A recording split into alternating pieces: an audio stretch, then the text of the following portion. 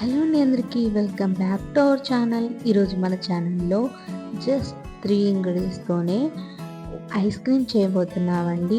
కేవలం మిల్క్ పౌడర్తో మాత్రమే. ఇది చాలా అంటే చాలా బాగుంటుంది. మీరు ఒక్కసారి ట్రై చేయండి, మీకు చాలా బాగా నచ్చుతుంది కూడా. ఇది ఎలా తయారు చేసుకోవాలో చూసేద్దాం. ముందుగా ఒక బౌల్ తీసుకోవాలి. ఆ బౌల్లోకి 1 కప్ మిల్క్ పౌడర్ వేసుకోవాలి. అలాగే అదే కప్తో వాటర్ పోసుకోవాలండి. దాన్ని విస్కర్ సాయంతో బాగా కలుపుకోవాలి.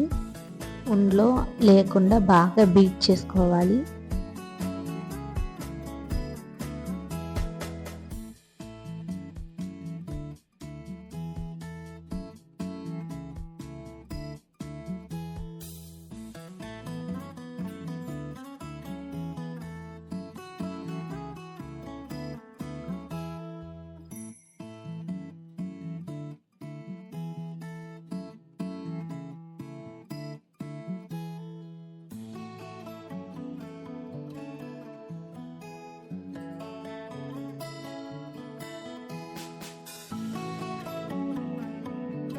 ఇప్పుడు దీన్ని తీసుకొని వెళ్ళి డీప్ ఫ్రిడ్జ్లో ఒక 2 అవర్స్ పెట్టుకోవాలి. పెట్టుకున్న ఇది బౌల్లో తీసేయాలి.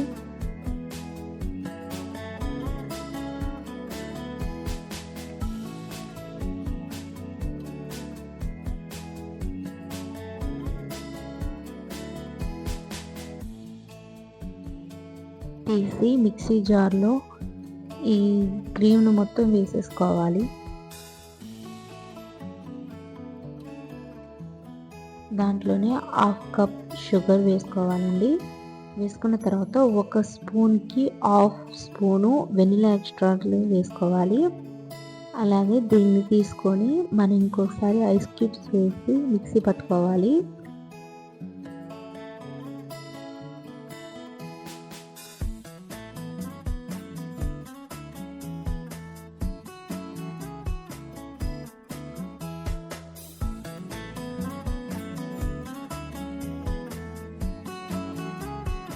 మిక్సీ పట్టిన దాన్ని మళ్ళీ అదే గిన్నెలోకి వేసుకోవాలి. వేసుకున్న తర్వాత దీన్ని తీసుకొని మళ్ళీ డీప్ ఫ్రిడ్జ్లోనే 6 అవర్స్ పెట్టాలండి. పెడితే చాలా అంటే చాలా మంచి కన్సిస్టెంట్గా వస్తుంది, చాలా బాగుంటుంది కూడా. మీరైతే ఫస్ట్ దీన్ని 6 అవర్స్ కంటే ఎబోనే పెడితే మీకు చాలా మంచిది, లేకపోతే వాటర్ ఫామ్ అవుతుంది. నేను కొంచెం పని ఉండటం వల్ల ఇలా తొందరగా తీసేసాను.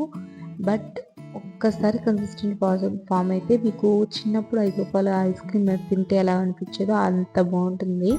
నేను చేసిన తప్పు ఏంటంటే చూడటానికి బాగుంటుంది కానీ చాక్లెట్ సిరప్ పోసాను, దాని టేస్టే మార్చేసింది. చాలా అంటే చాలా తినడానికి కొంచెం పర్లేదు అనిపించింది కానీ మొత్తం తినాలంటే అసలు బాగలేదు. మీరైతే చాక్లెట్ సిరప్ యూజ్ చేయకండి.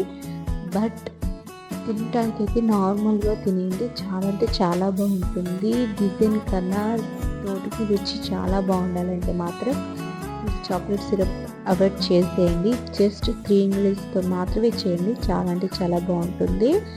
మీకు ఇంకా మీరు డబల్గా చేయాలని అడిగితే నేను వేస్ట్ అని చెప్తాను. ఫస్ట్ అయితే ఒక బౌల్ లేదా 1 కప్ మిల్క్ పౌడర్ తీసుకొని అదే కప్తో మళ్ళీ sugar 1/2 cup and vanilla essence వేసి ఒకేసారి బీట్ చేసుకొని 6 అవర్స్ అబోవ్ పెడితే అయిపోతుందండి, ఏం కాదు. కాకపోతే ఏంటంటే కొంచెం గడ్డలుగానే ఫామ్ అయితే అది కొంచెం ఇబ్బంది పడతారు, అందుకే నేను డబల్కి చెప్పాను.